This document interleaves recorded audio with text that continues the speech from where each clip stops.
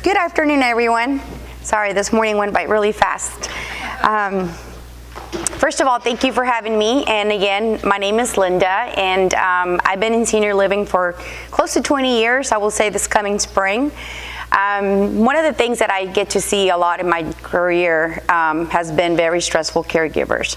And so what I've noticed over the years, this has always been a topic because every year we have a holiday. Some of the most memorable ones that people love are Thanksgiving and Christmas. And as you all know, as we were younger and, with small children, caregiving with children, or now our senior adult parents or loved ones, husbands, spouses, a lot of times it's been very hard. So one of the signs that we never see is a very stressful caregiver. And what we put together is a slideshow based on, things that help a very stressful caregiver. So pay attention to some of the things, because I think you can walk away with one item that's very important to you that you might be able to take away for yourself or someone else that you know. So coping through the holidays with caregiving. We're going to read through this checklist. With the holidays just around the corner, the anxiety of the busy season might soon be taking a toll. After all, you're barely keeping up with a normal routine of work, friends, and family caregiving, right? Throw in everything with the holiday seasons entails, such as shopping, baking, and parties, as you may already anticipate feeling overwhelmed. So let's go through this checklist and see what you think. The caregiver stress checklist is, am I easily agitated with others I love?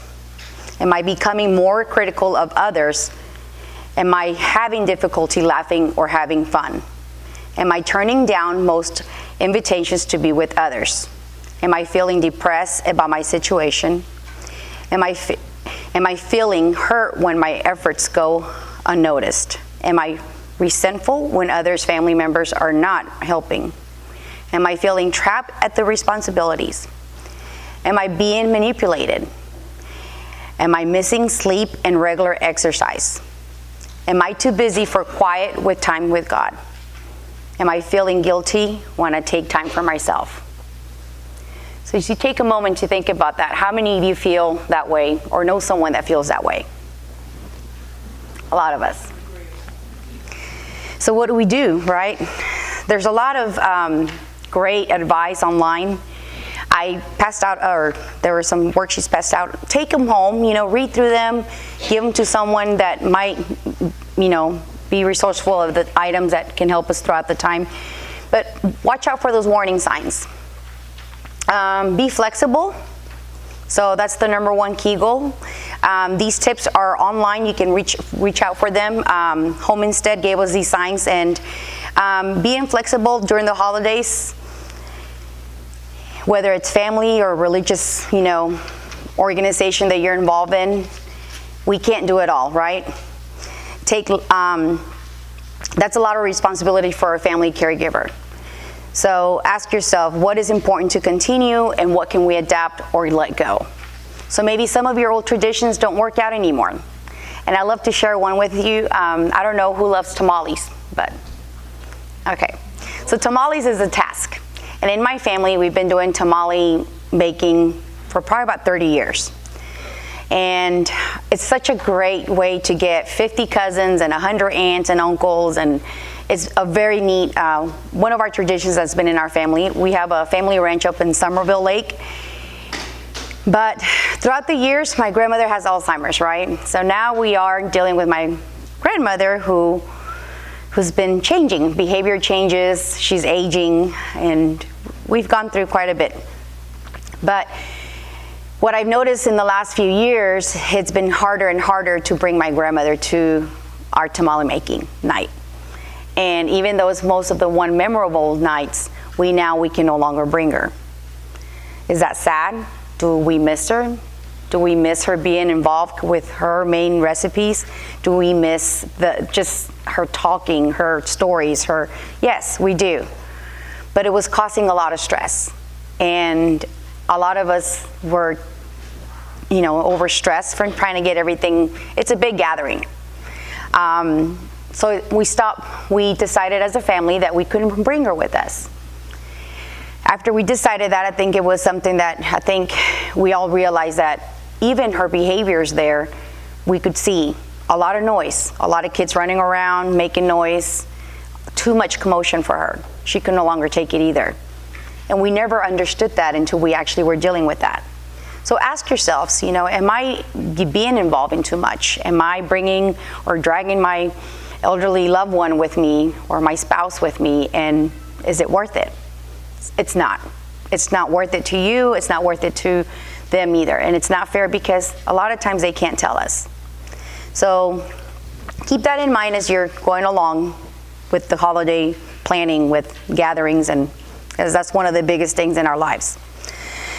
So take care of yourself during the holidays. It's one of those things that none of us can tell you enough times. How many times can we take care of ourselves? Don't feel guilt. Guilt is horrible. It's not one of the best things in our lives. I think the word guilt comes from many elements of bad and good. But bad guilt is when you're a caregiver and you stop doing the things that you can't no longer do because, that guilt is keeping you from, okay, I need to be there, or I should be making this, or I should be involved in this. Guilt is horrible. Communicate your needs with other people. Difficult family dynamics can eat center stage during the holidays. If family members can no longer continue their traditional holiday roles, they may cause conflict. Communication is the best way to smooth out problems and avert new ones. So leave those problems behind, right? Or maybe wait till after the holidays to iron out. There's a lot of reasons why when family gatherings happen, if you're already a caregiver, that stress is something you should eliminate because it's going to be there after the holidays. So it's not something that during the holidays you want to make memories of. There's already enough stress in our minds and shoulders on how we're going to cope up with this holiday season.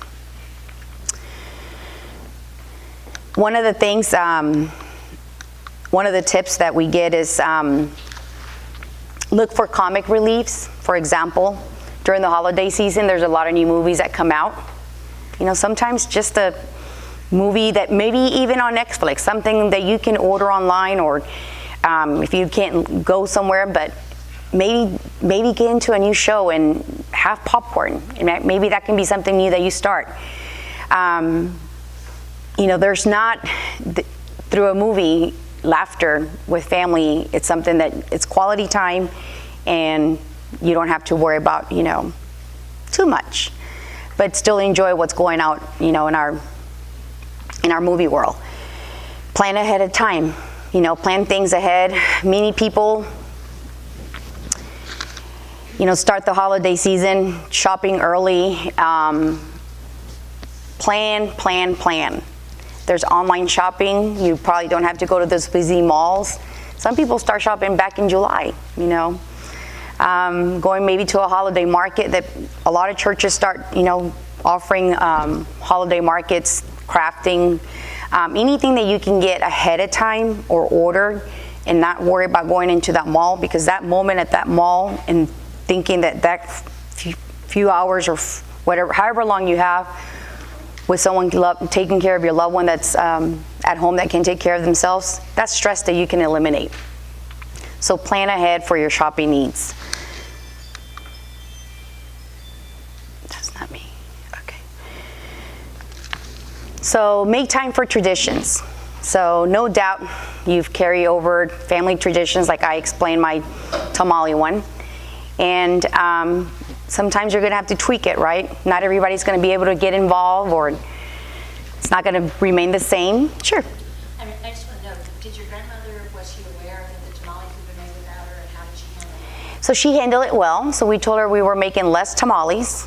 And what we did do is we made different sections of tamale time. So we still had her involved, but not the main night of the tamale making, because it was, so you have to prepare like all the stuffing, the dough. It's a lot of work. But we made her in one of those where there's less people and less involvement. She was still part of it.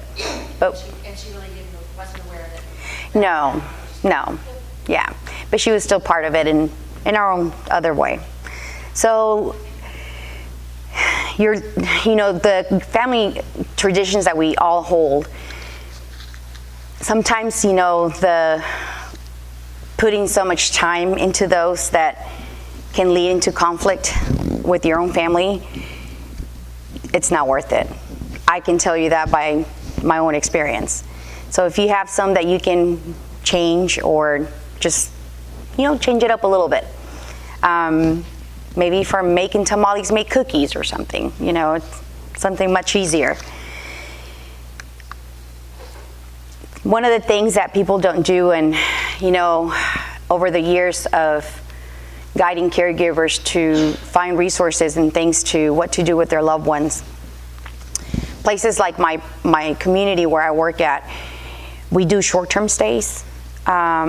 A lot of times people don't plan to come to assisted living because the generations that we're working with, they think it's a nursing home. And it's something that we think that our loved ones, because we took care of our grandparents or parents took care of their loved ones at home, they might think that going into a home is not the best advice. Think of that. Think of that twice, because now assisted livings are like little mini cruises. Maybe a 2-week stay can give you a break. Maybe somewhere, some people do a 30-day, 60-day stay. Just give yourselves a break, but be resourceful of the places that are around you. You have to have a plan, because a lot of times our influencers, which is the son and daughters, are usually last minute, mom is now in the hospital, I have to get her into a place ASAP. And they've not looked at any places, and they can not afford 24-hour caregiver at home, because now we're going into this generation where we still have a lot of our influencers that are working, and it's really tough on them. And a lot of them have smaller children, so they can't leave their homes and go take care of their loved ones. Caregiving at home can cost more money versus being in a community level. And a lot of times that, even when you want to stay home, my biggest thing is the socialization is amazing. Going to these places, Lutheran Church, for example, comes to our community and has a church service there. Those things are so important. And every day that our residents are there, whether it's spiritual, whether it's an intellectual conversation, whether it's, we have a resident that's in our memory care side of our neighborhood, and he was a chemical engineer. He has to be doing something. He's only 67 years old. And so we gave him a tool belt with fake light bulbs and fake, some fake tools that are pretty heavy. He is part of our maintenance team. He has a name tag. He still has a purpose. Just because a lot of times you go into these places, your story doesn't stop there.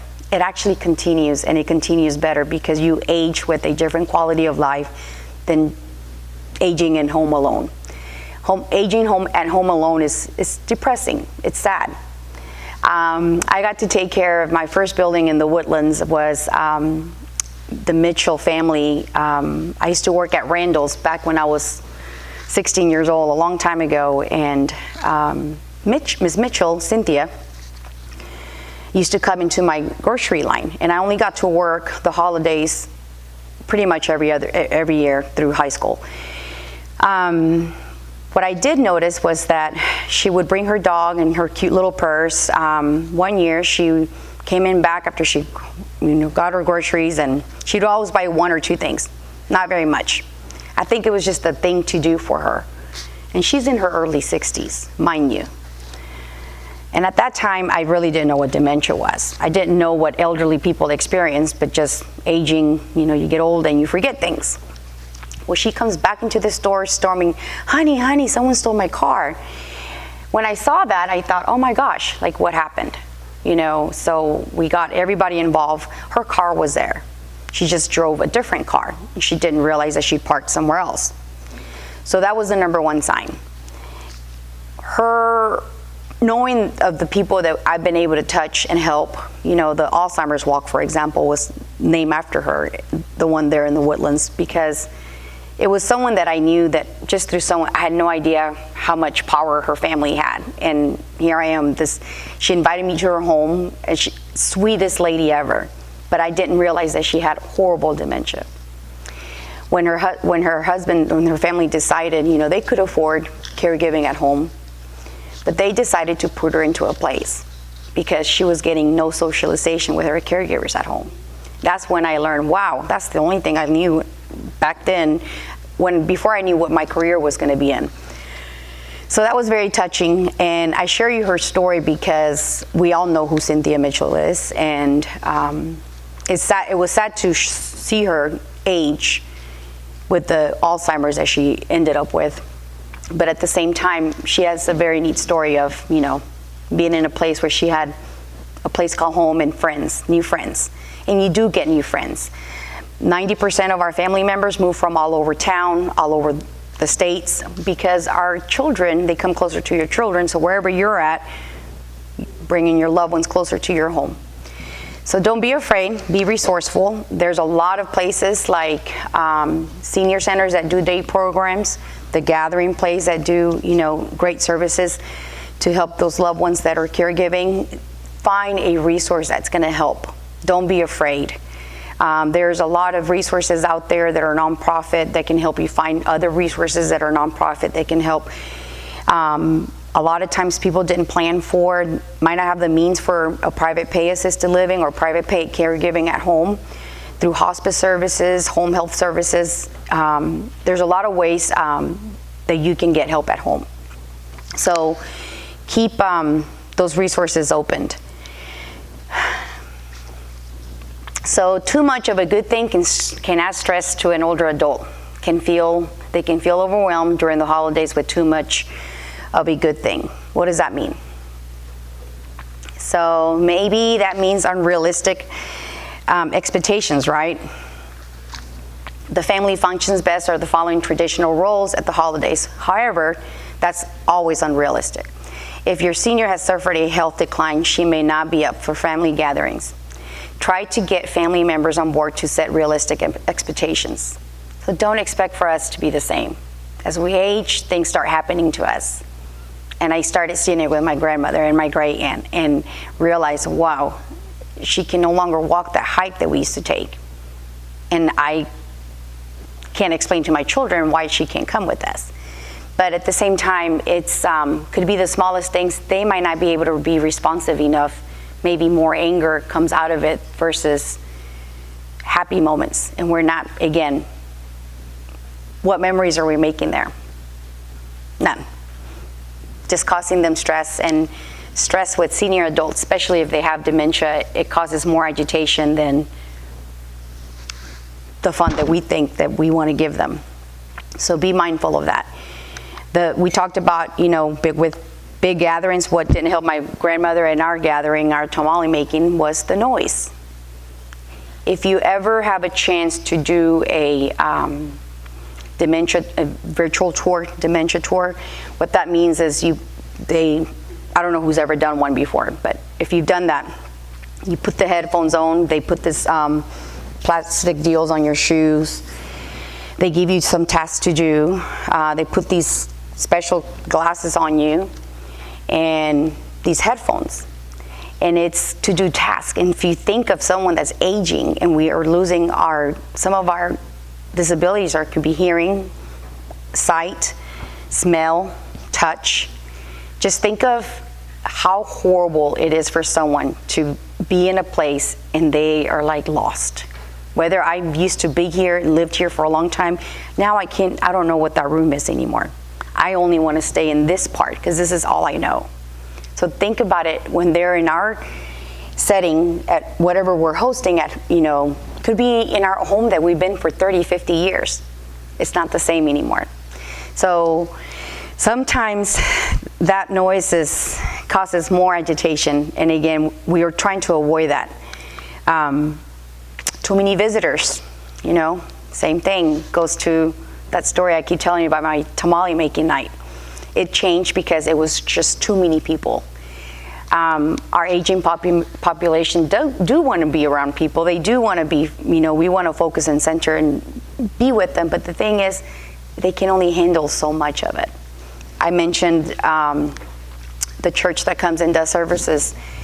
You know, spiritual-wise, I mean, we all need those connections in life, and they don't stop because we're aging. They keep going. So we're going to do it in different ways, in different settings, different smaller gatherings.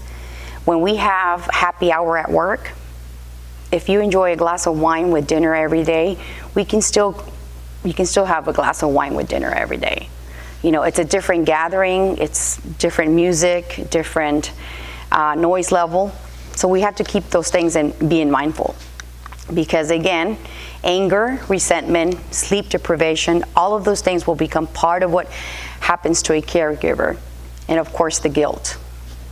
So when you think, I'm not doing enough, then what happens? It's important to recognize how much we've been given to your loved one, and perhaps tell yourself, okay, I'm not living my life for myself anymore, I'm living for that person. And that's true.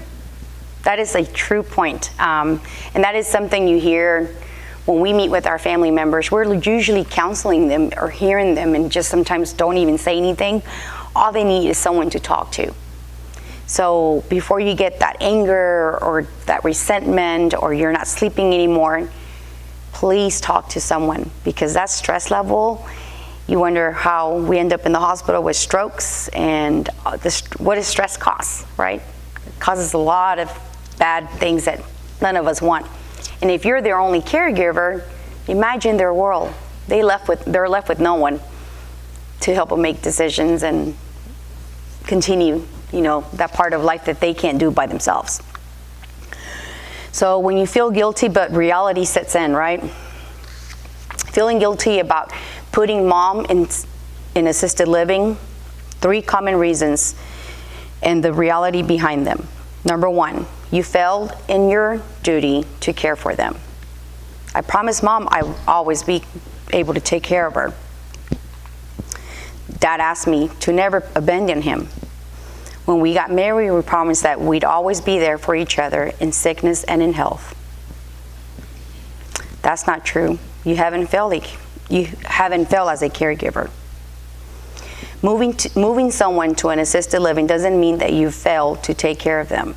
It means you're making a smarter decision to keep them safe and have them in the level of care they need. You'll still spend time with them, as you can talk frequently, you can talk with the staff, manage their overall care. You're taking good care of your senior adult, and you certainly haven't abandoned them. So keep those things in mind as you're into the future of what's next. You know, what do I do next?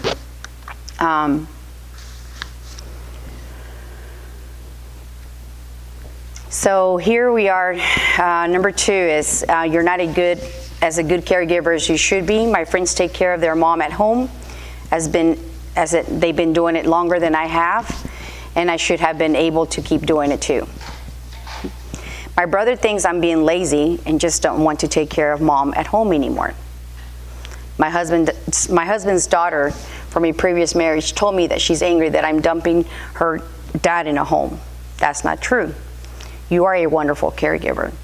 Each family situation is different, and you don't know their whole story. So it's not fair to compare yourself to others. Your older adults may have more serious health conditions or need higher levels of care than it's possible to provide at home. And if your health is suffering, or if someone is likely to get injured, it's time to make change in the living situation. In these situations, moving your adult that helps protect your health and safety allows them to get the care they need.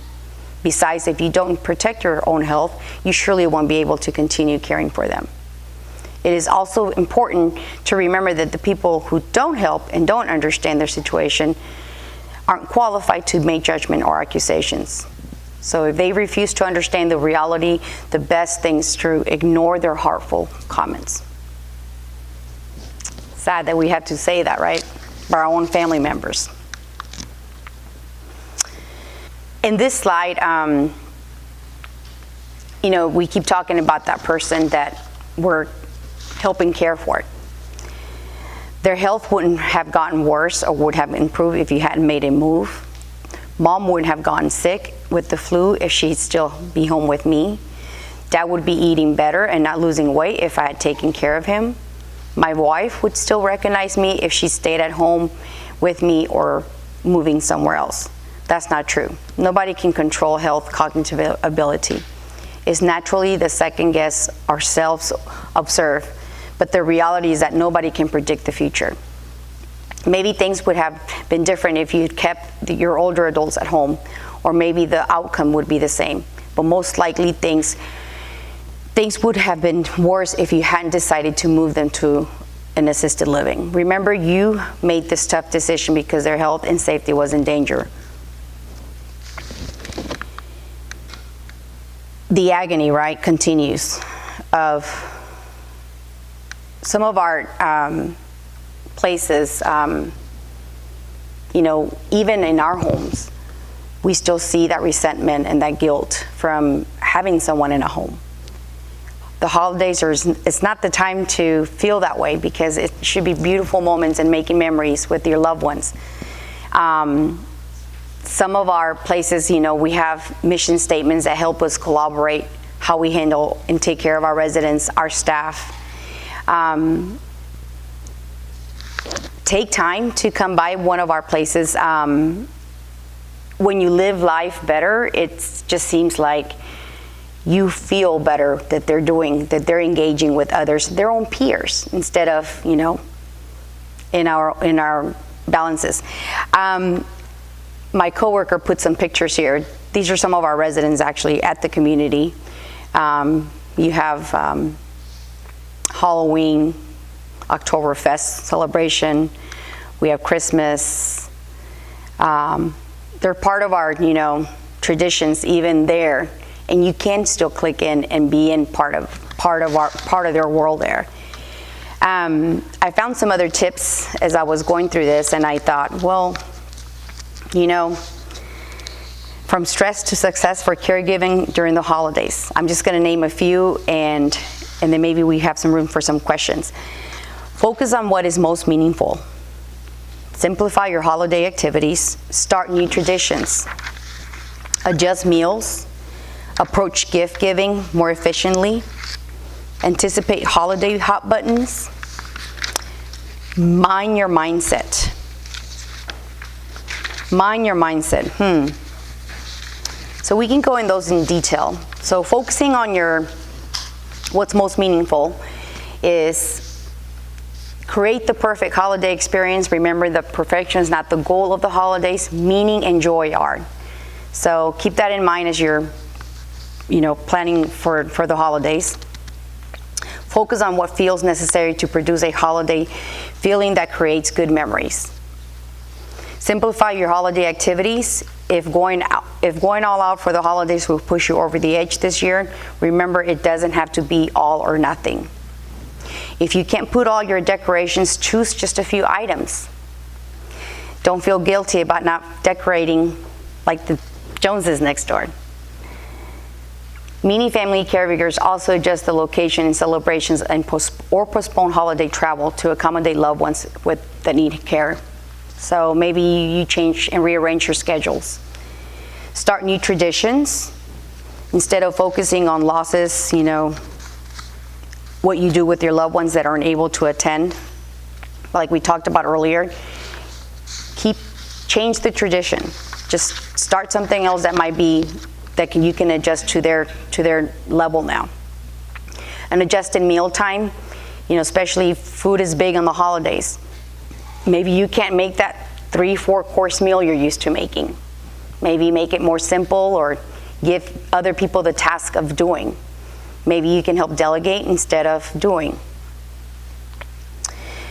So approach gift giving, you don't have to feel bad for not giving away the biggest gift or not being able to go stand in line at Academy because you weren't able to get that new Astros t-shirt for your loved one. Anticipate holiday hot buttons. So are there holiday activities or toxic relatives that trigger stress or unhappy memories? Perhaps feeling a grief or loss or overcome you to a certain time of the day. just remember the holidays bring us a lot of memories, and whether we lost someone or we're having conflict with a family member, it's a bad time to keep, those feelings there.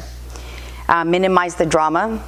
Maybe try to resolve those problems after the holidays, or maybe before. If you feel like talking to that family member you can't have over in your home, talk to them before the gatherings start. Mindful set of yourself. So think of activities and creating positive ones. Maybe just collecting a picture of someone that you love and care. And they didn't go crazy decorating this room. They decorated their heads and they took a lovely picture. But this picture will be significant. So think of that. Think of not going all out. Think of not worrying about not having everything that you're used to for the holidays during right now that you're being a caregiver. It's not easy. So, thank you. Do you have any questions? When you mentioned respite care at Spring Village or Woodport, do they do that on a daily basis also, or only weekly or monthly? So ours is based upon availability, but a lot of communities, what I'm hearing is the trend now is 2-week stay. There are some places that will do like a day program. You'll hardly find those places, but there are a few in this area that will find like they can do a day program. We don't do overnights, especially with people with dementia, because it's really tough to have them adjust. There are daycares, like day programs. Sarah's Daycare, for example, is one that's, there's one in Kingwood and one in Spring. And Sarah's Daycare is a great program where you can drop your loved one off. And I think they open from 7, don't quote me, but 7 a.m. till I believe 6 p.m. They don't do overnights there though. Where's Sarah's Daycare? Sarah's Care, thank you. Sarah's Care, yeah. There's one in Spring, and then there's one in Kingwood. And those are neat programs, because I think, and look into your nonprofit, like Interfaith of the Woodlands. You have Houston Northwest Ministry. A lot of these folks have, bingo day or senior day. You can go in there and have engagement, different types of engagements, but of course not overnights. But the respite is something. Go shopping or something. Yep. You can just drop them off for a couple hours. Great question, because a lot of people don't know what respite is, and they're like, what is that? So there are, I don't know whoever Pinterest, if anybody does use Pinterest, look on Pinterest. They have really good checklists, and a lot of them will already have pre-planned. That's why I'm asking, is the setup good? Yes, those setups are really, really neat, and it just depends on what kind of checklist you want to make. But, Mostly for planning, but also it's nice to be able to have planning lists and then physically print them out and then be able to check them off. So if at the beginning of the season you say, okay, here's my list of 30 things, and I've checked them off as I go. If I get depressed 2 weeks in and say, oh, gee, I haven't accomplished anything, I look back at my list and say, well, wait a minute, maybe I did. Look at all the stuff I have checked. yeah. So it's sort of an effect, it's not only just an organizational list, but it's also a keep track of Right. done list. Yes, and I think who doesn't do a to-do list, right? But I'm sure online there's probably a lot of great different tactics of, creative list making. I am sure we Googled it.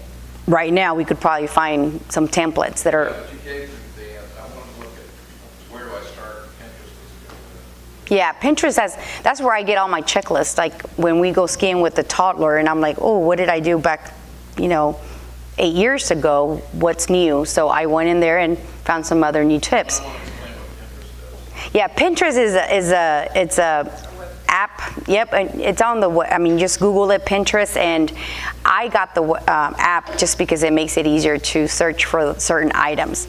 You can search for anything on Pinterest, even on caregiving tips. If you go on there and you want to see tips on caregiving, oh my gosh, quotes on caregiving. If you need a motivational quote, it's a very neat tool to keep using for anything. If you want to make a pumpkin dip, it's got recipes. If you want to make, simplify your life, my husband and I use Pinterest, I think, for everything we do in our lives. So whether it's home improvement, home cooking, I love quotes. Anything you can find on Pinterest. Prayers, yeah, there you go. Yep, you can find anything on Pinterest, and it's a very neat way of people sharing their ideas and ways of doing things. But go on there and search on tips on caregiving an elderly adult, and you will find tips, great tips. Anyone else? Yes. I know one thing that we've done in my family to make the holidays a little bit easier is, since I'm a caregiver for my mother, it's difficult for her to hear. So what we've done is we've divided the family up so that we have only a couple people who come and visit her at any one time, and then we spread it out over the holidays. So it's not everybody in one large group at one time on one day. We say, you guys come on Christmas Eve, you guys come on Christmas Day, you come the day after Christmas. And it helps not only for her to have more of a celebration, but it allows us to have quality time with her, and our attention isn't broken by all the other members of the family. So I think that's one thing that's really special. Another thing that we do, since she has always been the matriarch of our family, she's no longer able to cook the Thanksgiving Day meal the way she has always done in the past. So instead of just saying, don't worry, we're going to take this over, we have it at her house, we use her china, we use her environment, but we bring the food in. So she still feels like she's contributing to our event, but she's just not having to do the laborious pieces that are sometimes very difficult for someone who's aging. I added on to look for resources because you're right, not everybody does have a family. And sometimes we're caring for our spouse and maybe we don't have anyone else that helps us care for the spouses. Sometimes we're the caregiver to our own spouse and we don't have anyone else that, helps care for them. So you're completely right. It is very hard without family. And to be an alone caregiver and not have the support of anyone else, it is extremely tiring. And that's why it's good to look for resources, different resources. And not everybody's we're not gonna fit in the same shoes. It's honestly something that we all are dealing with life and caregiving roles that no one will ever know that what you're dealing with. The anger and the stress and that level that you carry on your own, it's huge. And so that's why sometimes it's good to reach out to others. And that's why we add to these things like talk to anyone, someone that can hear you and talk to, that you can speak to, that can help you with, the stress that you're carrying on your own. Because caregiving is not easy. It's not.